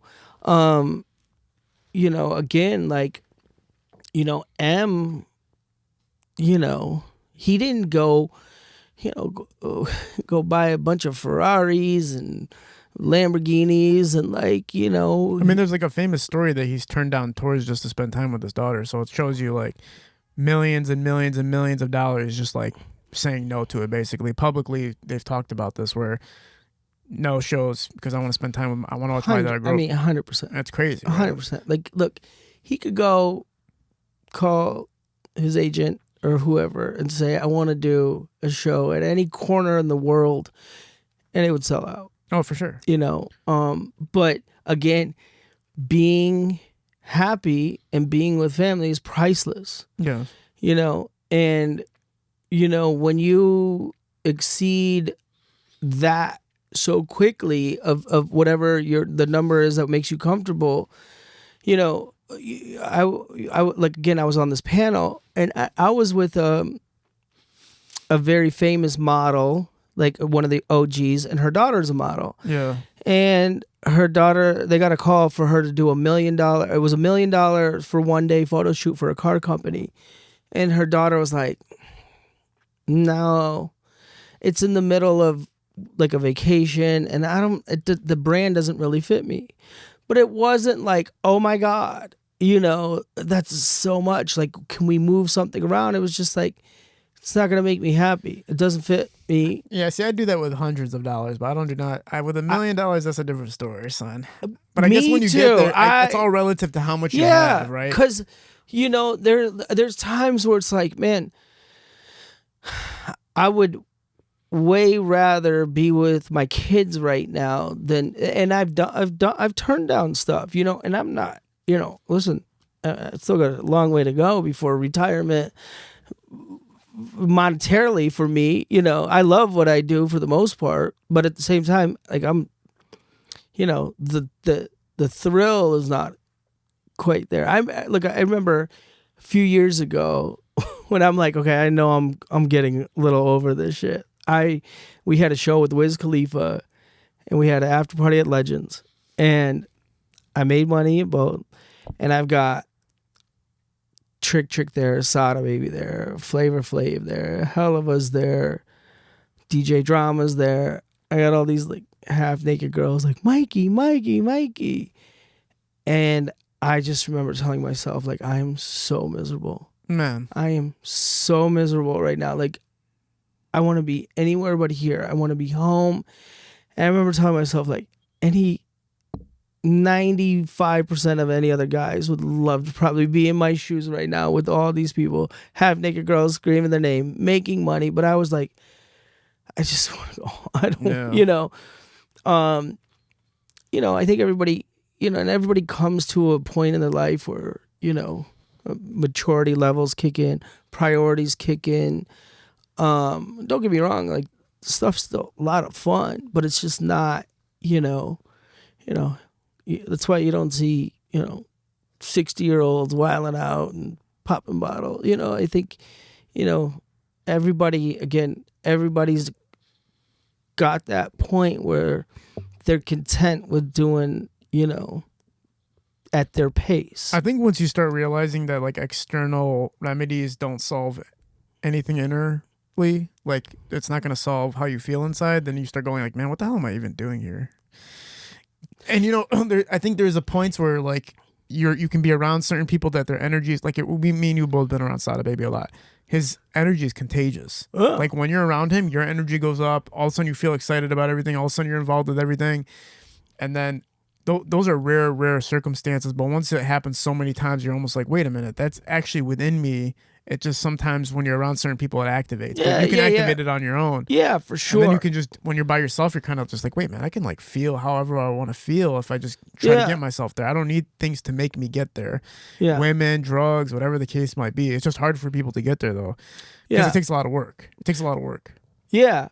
And again, like, look, you know, it's kind of like a balance. So, because sometimes, you know, and I say this, like, you know, how many times have you gone, man, I don't want to go, or I did not want to go, and you end up having an amazing time, or you get some great connections, some shit blooms out of that. But sometimes you got to push yourself to go. But then there's other times where you just need to say no and shut down and do you and chill, like, I've been in an energy mode lately. Like I let my energy kind of take me where I need to. Like if I'm not paid to do something, but it's like something that's awesome, I'll literally get out of bed and I'll be like, if my body literally starts going to there, I'll go there. But if it doesn't, I'm not going. Yeah, but you got to stop thinking like, oh, if I'm not getting paid, I'm not going there. Because you networking... I'm not saying planting seeds. I know. Yeah. But I'll tell you what. One of my buddies, I'm not gonna say his name. He was a president of a major record, or not a record label, but a radio station, and he's an old school New York guy. He goes, "We got more business done doing cocaine in the Studio 54 bathroom than any fucking boardroom." Yeah. And he's right. I'm not saying go do a bunch of cocaine in club bathrooms, but you get so much more done by being out and in a comfortable, chill environment and planting seeds than picking it back up. Then if I just say, hey, I've got a good idea for the auto show, let me find their marketing guy and send him an email. It's like, oh, my man, you at the auto show? Yo, check this out. I got this. And then it kind of like, it's just vibes, It's like, being at the right place at the right time, Absolutely. And knowing the room, knowing who you're talking to. Yeah. I'll tell you what, with Trick, I know within a millisecond of when I answer the phone or when I see him, within a millisecond, what I'm going to ask him and what I'm not going to ask him. Yeah. Just because that person that well. And you know the situations. It's like, there's time. Have you ever met somebody that thinks the same way you think? Have you ever met somebody that's like, man, me and this person are like fucking this when it comes to just how aligned we are with thinking? I don't know. Is there anybody you've ever like met where like me and you are basically double? I don't know. Like, or has it always been you feel like you stand out in your own way? I feel like I do stand out a little bit, in a good way. Like, look, I'm not perfect. I've fucked up plenty of times. But I don't know. I mean, I see, the drive and I see things and people and I see, a lot of me and other people. Like I just, met this young lady who's a single mom who's got a lot of different businesses and who's just juggling a lot, but has the vision and has the drive and that I see some similarities, but I don't know. I think I'm definitely a unique person. Yeah, I don't see anybody walking around like you. Like not even on like any scale in Detroit where like I don't see anybody that like Chanel. I'd say like you and Chanel have similarities for sure. That's my sister. I love her. Yeah, you guys are like very much like push everything forward, get it done. You guys are all about getting it done. That's my favorite part about watching you guys work great together behind the scenes with stuff like. But yeah, I don't. It's so crazy to think about that factor though. How you guys are like helping to operate so many things behind the scenes. Nobody sees it happening, but like one phone call with you for certain people could be an access gate to like a whole world if they build that relationship with you. Right. Well, that's what I tell people. It's like, if you want to count my dollars or whatever, like you wonder why I charge or whatever, but this is 27 years of me building these relationships, me taking motherfuckers to church or taking motherfuckers to the strip club or, buying how many dinners or whatever to build these relationships to do what I need to do, And, I just told the story the other night, like it's all about relationships and just knowing the other person and not, relationships are a two-way street. So many people just call me when they need something, and that's how my life is. My life is literally, when I look at my phone, it's literally like favorite, which I don't have a problem with it. I realize you got to, the thing is, once you enter entertainment or any type of business, you have to accept that this is the game you're in now. You have to accept the responsibilities, and part of the responsibilities is other people's responsibilities and other people's asking. Like, we always notice when we go on social media, everybody's complaining all the time. Like, why are people always asking me for this or that or this? I'm like, dude, you signed up for it. So I don't complain anymore just because of that factor. I'm like, there's nothing to complain about. You're in the game. Like, not everybody in my life is in the entertainment industry, you know. But it's like, you know, with me, I'm always like, hey, I think this could be a good opportunity for you. Or if I ask you for something, like, look at it this way, you know, that this could, you know, I mean, I always try to be conscious of what the other person can get out of it too, you know? Yeah, for sure. But sometimes it's just like cool to be like, man, yeah, of course. Like there's a few people like on my list, Danny G, Primo Beats. Like, if they ever hit me up, there is no like, I need a favor back. You're my friend. Like, I'm hooking you up or whatever the case. If Sada hits me up, obviously, I'm not thinking about like, oh, what's the back end for me? Sometimes, a lot of the times it's out of the love, and a lot of people don't ever believe that, but it is just sometimes like, man, I fuck with you, of course. Because entertainers, naturally, we admire other entertainers. Like you said earlier, like, we're all fans of each other. So it's like, we're helping each other grow, we're building with each other, and if nothing comes out of it, it doesn't really matter because there's love and there's connection there. It's that cliche of real recognizes real. You know? Exactly. Like Jelly Roll, like, that's my dog. Like, I'm so happy to see where he is. It's crazy, right? It's incredible, and it gives so much hope and light for others, you know, that are trying to do it. For him, you know, with his story, with his genre, with his weight, with his like whatever, and his age, to become like the biggest artist at his age and all of that. But he's been a genuine person from the day I met him. Was he successful at all when you met him? Did he have anything going on? He was so, you know, the first time I met him was 2018 or 17, and you know, my buddy, again, it's like the camaraderie in this game, right? My buddy George from Purple Hash, which he manages like Twisted and a lot of artists like that, and he called me and said, hey man, my boy Jelly Roll is going to be in town. I think he was opening for Yellow Wolf for cool. 2 nights. The Yellow Wolf did 2 nights at St. Andrews, and he was like, can you help him with some like hotel rates or whatever? I'm like, yeah, for sure. That's your guy. That's my guy. I knew of Jelly Roll, but I didn't know him. And my assistant, Mikey Shoemaker at the time, he loved that kind of stuff. I was like, hey, you know who Jelly Roll is? He's like, fuck yeah, you know. So look, so we ended up bonding, and we ended up going like, I'm like, I got my kids. He's like, I got my kids too. And our daughters were about the same age. We went to a water park, and he showed up later because he had a studio session, because he was always doing stuff for other artists. Like, he was just a great dude. Very, very genuine. Then, you know, I went, you know, met with him in Atlanta. I'm sorry, in Nashville. You know, we spent the weekend together. I had some label guys come hang. We did the Nashville Broadway crawl, doing shots at every bar and him telling stories, and like, you know, the label guys, you know, they're kicking themselves in the ass now. But he was such a good dude. And then when he came back, I had the idea of like, let's do a, we were gonna have an artist. I won't say the name, but like, let's do a country meets the city type of record. So after Jelly Roll's show, he came to the studio, and then he did the verse, and I was like, yeah, I'm gonna try and get. He was, I did that for you, Mikey. That's. Whoever you want, like, you show me love, that's for you. So I got this dope Jelly Roll verse. Oh, you got it right now still? Open verse? I mean, open song pretty much? Yeah, I mean. That's cool. So somebody can buy that from you right now. Why not auction it off, man? 25 yeah, racks. Right? You know, but I don't. You know who has some crazy collection, dude, is, remember you introduced me to the real Cheddar Bob. Oh, Rec. Yeah, DJ Rec. Oh, yeah. Dude, DJ Rec has like this crazy ass collection of like fucking Detroit memorabilia, and he's like always auction. Yeah. I want to like bring him on here one day and just be like, dude, let's auction this shit off like right fucking now.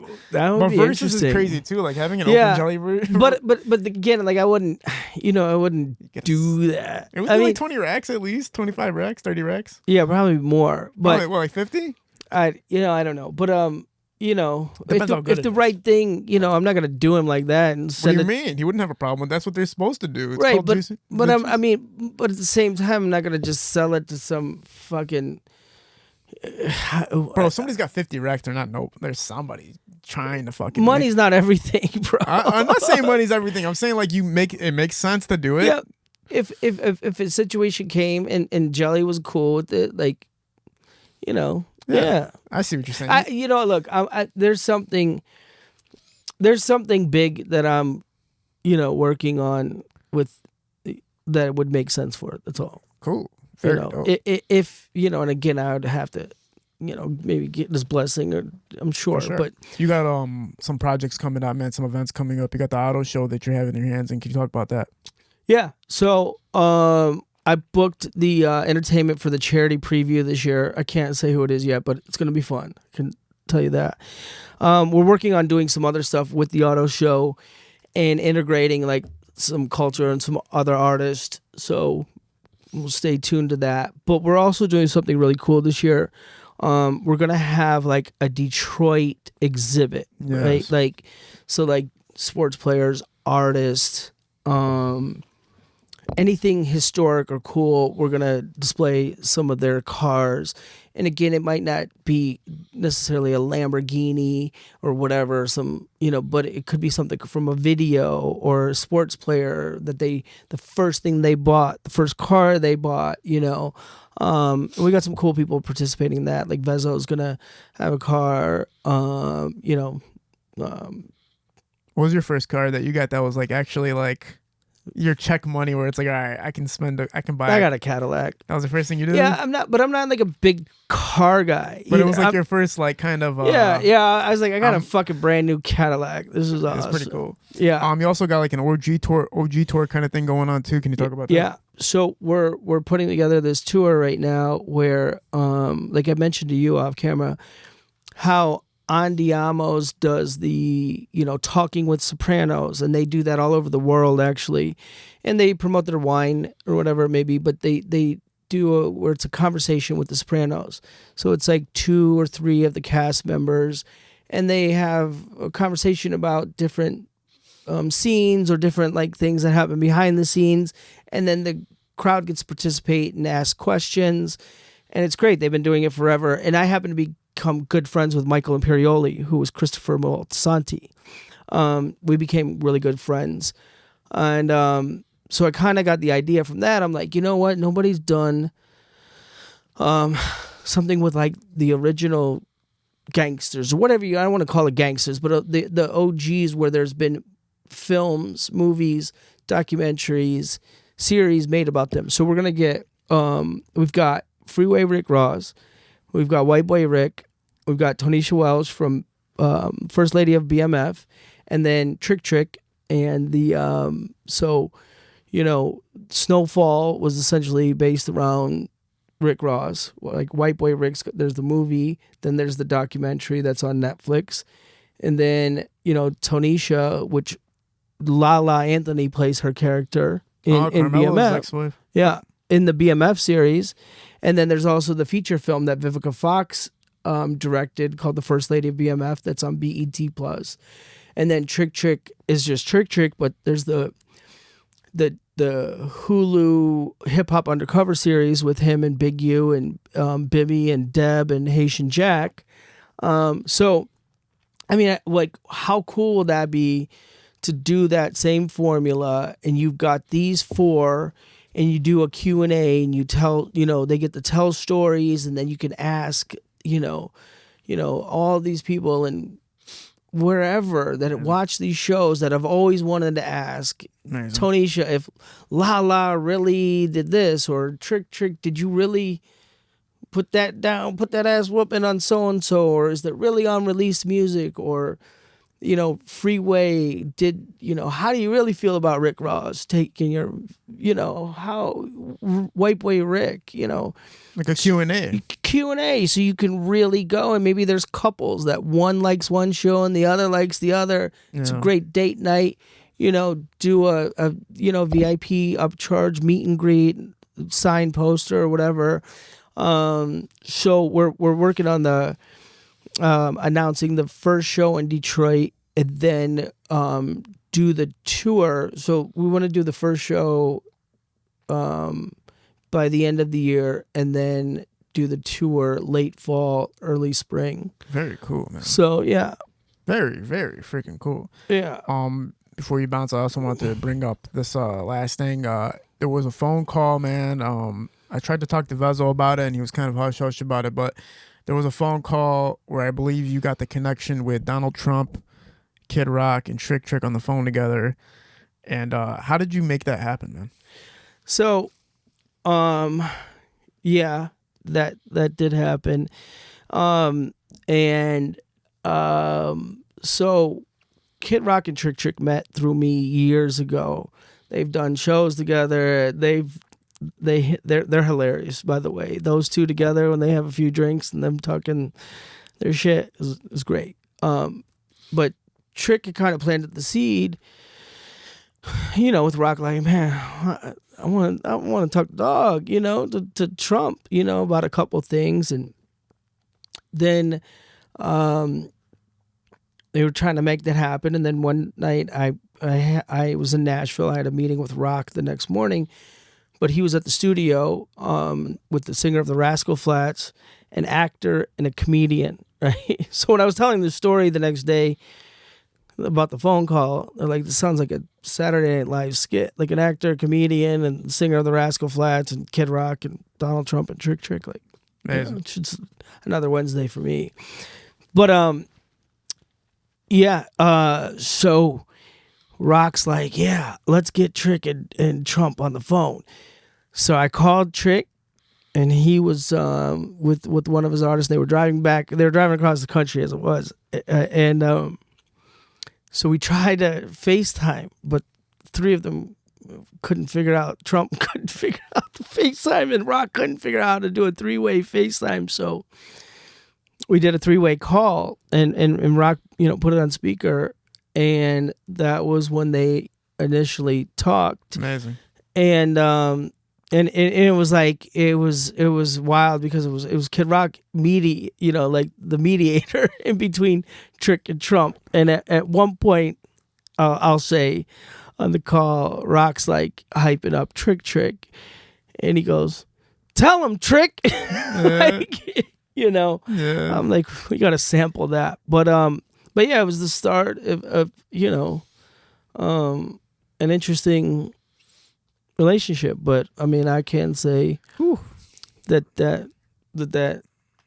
happened. And then I took Trick to go meet with Trump, and Trump brought him out on stage the one time, and we met with them a few times, but we don't post everything.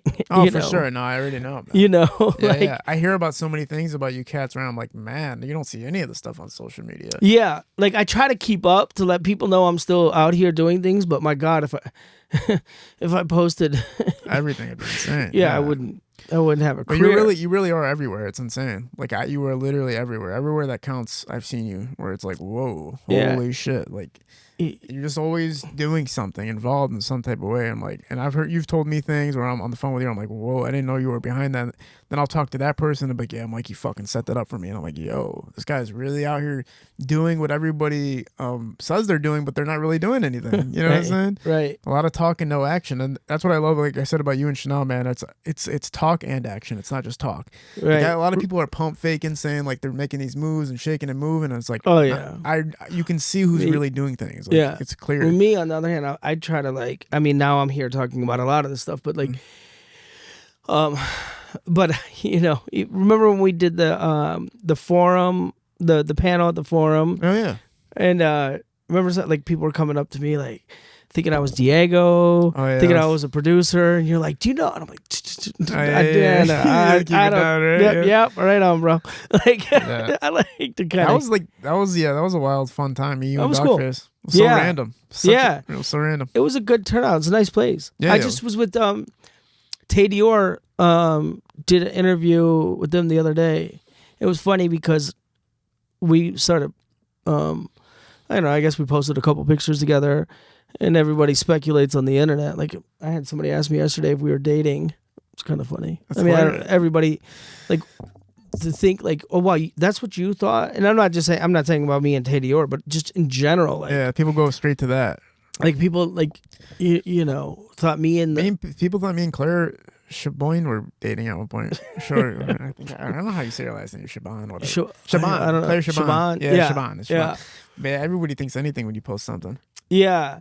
So yeah, it's crazy. But but it was funny because Gerard from the Forum saw us at the Judge Mathis thing, and Gerard's cousins with the Mathises, which is crazy. Yeah. But he was like, "Yo, Mikey," he called me later that day. He's like, "Are you working with Tay?" He's like, "Yo, we've been talking. We need to get, about getting her in here. Can we get her in on Saturday?" And he's like, I mean, not just because you're working with her, but because you're working with her too at the same time. And they brought that up in the interview, so I'm not being. But look, of course. I just love, again, helping make stuff happen, like for others. Like I love people, like and I love like being a part of something and feeding my family at the same time. Like I love making money, but I really genuinely love connecting people and skipping steps for them,